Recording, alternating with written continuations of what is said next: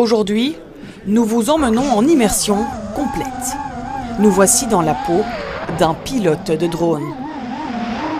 Vitesse de croisière, 150 km/h. On parle de cette course comme le Grand Prix du Monaco du drone. Il s'agit des mêmes aptitudes de pilotage puisque c'est de la vitesse, de la rapidité, de la concentration et des réflexes assez hallucinants. Il y a d'ailleurs des obstacles à passer.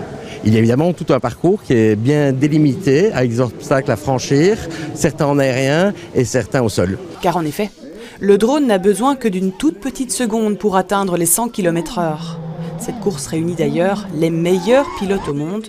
Et pour Raphaël, pilote déjà depuis quelques années, il s'agit bien d'un réel sport. C'est très dur pour le pilote parce que les mètres durent plusieurs de 10-12 heures et beaucoup d'adrénaline à cause de ça. Je pense que c'est un peu nécessaire d'avoir un bon physique pour ça. D'ailleurs, la course qui se déroule pour la deuxième fois au Mont des Arts est très particulière. Nous sommes au milieu de la ville et le règlement belge ne nous autorise pas à voler au-dessus de 10 mètres du sol. Il faut donc faire attention car si les pilotes volent au-dessus de la limite, ils ont une carte rouge et ils sont disqualifiés.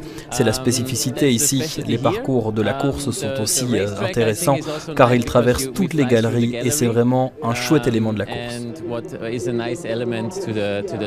Ces fameuses colonnes ont d'ailleurs fait des dégâts du côté de l'équipe japonaise.